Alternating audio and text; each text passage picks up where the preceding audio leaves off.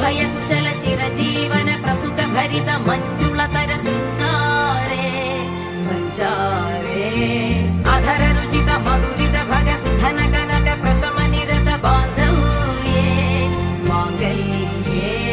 मम तव सति समदश शत मुद मन शुभ सुमन लयिव सुसुत सहित कामं विरह रहित भावम् आनंद भोगम्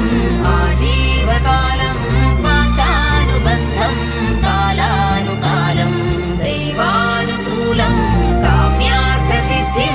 कामये